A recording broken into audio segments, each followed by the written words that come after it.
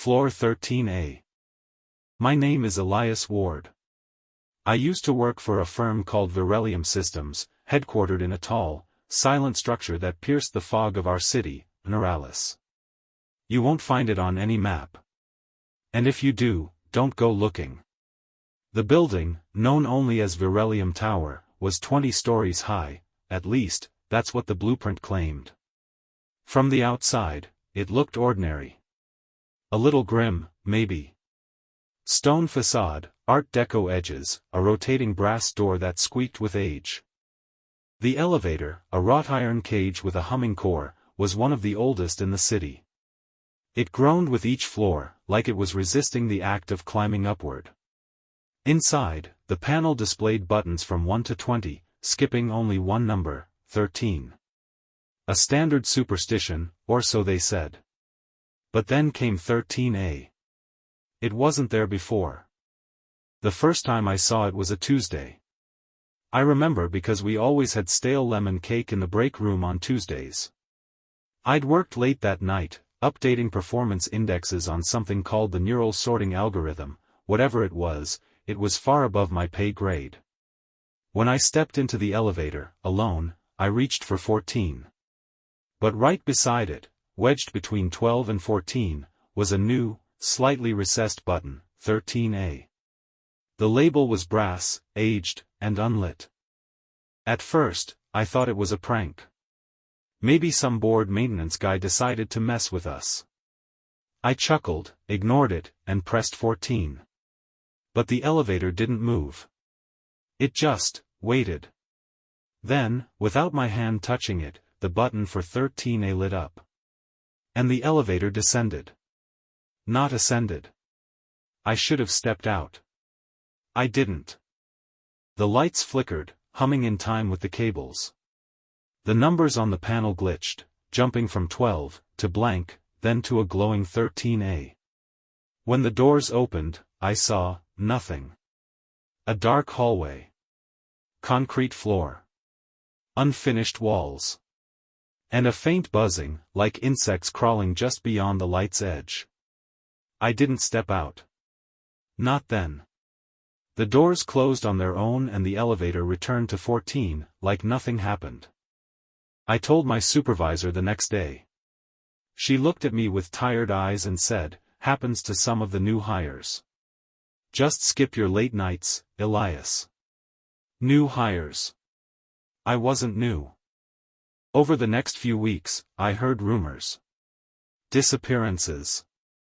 First it was Desmond Weil, from finance. Quiet guy, always stayed late.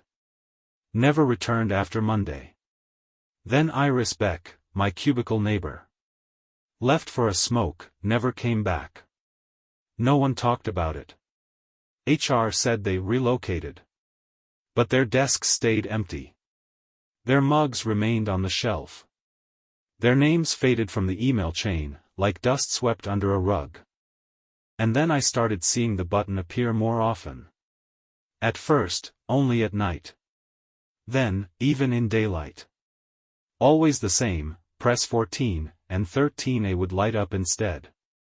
One evening, I decided to record it. I borrowed a compact reel camera and hid it under my coat. I pressed record just as I entered the elevator. Pressed 14.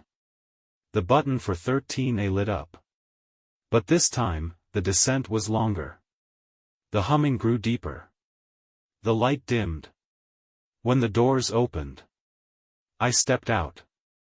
It felt like stepping into a place that existed outside time. The hallway was long, symmetrical, and utterly silent, walls made of concrete and wire mesh, flickering bulbs hanging low like pendulums. Every step echoed like it didn't belong to me. There were doors on either side, unmarked. Identical. And then, I saw them. Iris. Desmond. Others. All standing still in that hallway, backs turned. As if waiting. Or listening. I called out, but they didn't move. Their bodies were stiff. Their heads slightly tilted, like dolls suspended in thought. And then, every bulb above us blinked out, one by one, until I stood in utter darkness. I ran. I don't know which direction. My hands scraped concrete, slammed into a metal door, then found the cold steel of the elevator frame. I pounded the button. Any button. Finally, the doors opened. When I returned to my floor, 16, not 14, the lights were brighter than usual. My coat was missing. My camera, gone. No one noticed I was gone for over an hour. No one even asked. I checked the elevator panel the next morning. No 13A. Vanished. Like it had never existed. Then came the memo. A mass email. Effective immediately, please refrain from using the elevator between 8 p.m. and 6 a.m. due to mechanical inconsistencies. Maintenance has been scheduled. No one questioned it. But I did. I started staying late on purpose. I waited for the button to appear. Every night. 4 weeks. Sometimes it did. Sometimes it didn't. One night, I pressed it again. And when the doors opened, the hallway was different. Brighter. Empty. No Iris. No Desmond. Just rows and rows of filing cabinets. Each one labeled with names I recognized. Mine was the third drawer. Inside, a folder. Stamped, Return to Sender. No contents. Just the label. That's when I heard the humming again. But it wasn't the elevator. It was breathing. I ran. The next morning, everything felt off. People smiled too much. Laughed too loud. When I asked about Desmond or Iris, they said, "Who?" Even their desks were gone. Like the office had rewritten itself.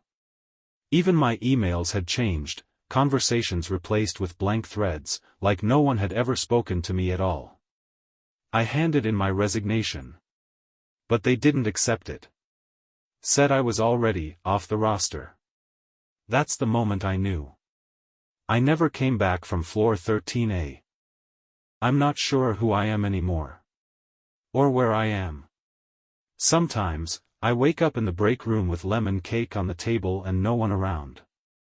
Other times, I find myself in the elevator again, holding a folder with my name on it. Every time I reach the ground floor, the button is waiting. 13A lit. Waiting. Always watching. And each time, I press it. If you enjoyed this story, don't forget to like, subscribe, and turn on the notification bell so you won't miss the next one. Thanks for listening.